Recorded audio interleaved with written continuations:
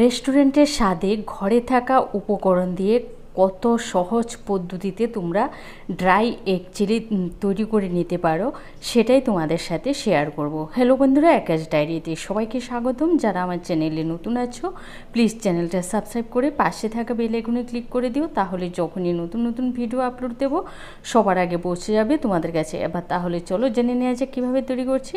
প্রথমে 4টে ডিম আমি সেদ্ধ করে তারপরে এভাবে এক একটা ডিমকে 4 পিস করে কেটে নিয়েছি। এবার একটা সস তৈরি করব, তার জন্য নিয়েছি 1 চা চামচ নিয়েছি তোমার রেড চিলি সস, তারপরে নিয়েছি ভিনিগার, নিয়েছি 2 চা চামচ টমেটো সস, নিয়েছি 1.5 চা চামচ সয়া সস। এই সমস্ত কিছুকে ভালো করে মিশিয়ে এক পাশে রেখে দেবো।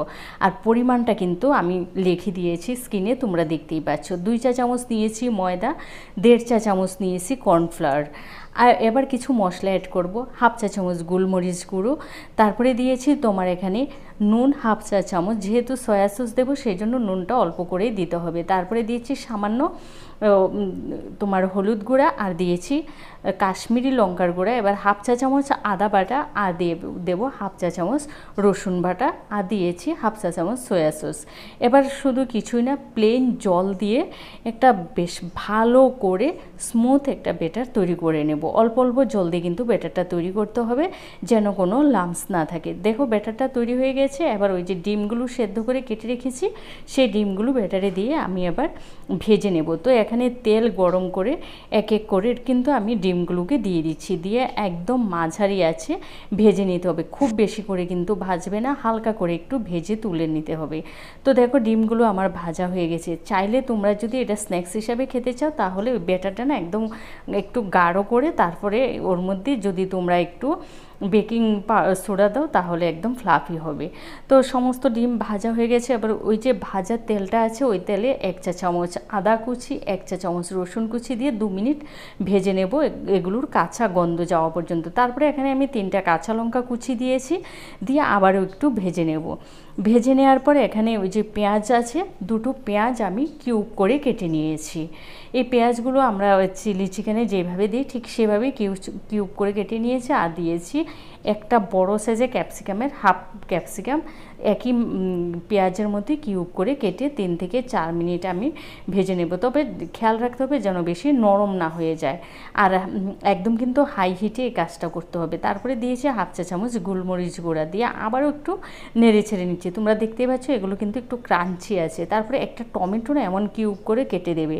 এটা টমেটো কিন্তু একদম গলে না যায়, একটু শক্ত টাইপের টমেটোটা দেবে, তাহলে টমেটোটা গলে যাবে না। তারপরে 1 মিনিট নেড়ে তারপরে ওই যে সসটা তৈরি করেছি সেই সসটা দিয়ে আরও 2 মিনিট কষিয়ে নেব। কষিয়ে নেওয়ার পরে এখানে আমি দিয়ে দিচ্ছি তোমার চিনি 1 চা চামচ। 1 চা চামচ চিনি দেওয়ার পর তারপরে আবারও একটু কষিয়ে নিচ্ছি। কষিয়ে নেওয়ার পর এখানে আমি দিয়ে দেব নুন। নুনটা দিতে হবে স্বাদ মতো, কারণ আমরা এর আগে সয়া সস ব্যবহার করছি, সয়া সসে কিন্তু নুন থাকে, তাই এখানে তোমরা পরিমাণ মতো কিন্তু নুনটা দেবে। দিয়ে বেশ ভালো করে কষিয়ে 1 কাপ গরম জল দিয়েছি। আমি যেহেতু ড্রাই চিলি এগ করবো সেই জন্য 1 কাপ দিয়েছি, তোমরা যদি গ্রেভি রাখো সেক্ষেত্রে 2 কাপ দেবে। দিয়ে আবারও 1 থেকে 2 মিনিটের মতো কষিয়ে নিয়ে ওই যে 1 টেবিল চামচ কর্নফ্লাওয়ার জলে গুলে দিয়েছি, দিয়ে 1 মিনিটের মতো একটু কষিয়ে নেব। বেশিক্ষণ কিন্তু কষানোর কোনো প্রয়োজন নেই। কষিয়ে নেওয়ার পর তারপরে ওই যে ভেজে রাখা ডিমগুলো আছে এগুলোকে দিয়ে বেশ 1 মিনিটের মতো নেড়ে ছেড়ে তারপরে গ্যাসটা বন্ধ করে দিয়ে আমি ঢাকা চাপা দিয়ে রেখে দেব।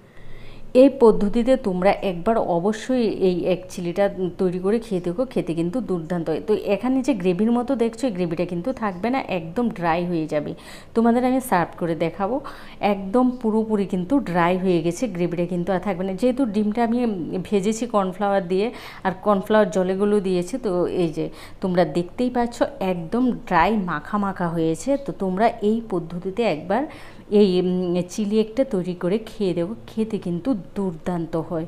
ভিডিওটা ভালো লাগলে তোমাদের আত্মীয় স্বজন বন্ধুবান্ধব সবার সাথে বেশি বেশি করে শেয়ার করে দিও। আর যারা আমার চ্যানেলে নতুন আছো প্লিজ চ্যানেলটা সাবস্ক্রাইব করে পাশে থাকা বেল আইকনে ক্লিক করে দিও। আর লাইক দিতে কিন্তু ভুলো না, তোমরা কিন্তু লাইক দিতে ভীষণ কিপটেমি করো। আমি কিন্তু যার ভিডিও দেখি ভিডিও দেখার শুরুতে একটা লাইক দিয়ে দিই, তাই প্লিজ তোমরাও দয়া করে একটা লাইক দিয়ে দিও। ভালো থেকো, সুস্থ থেকো, আবারও দেখো নতুন ভিডিও নিয়ে। আজকের মতো টাটা।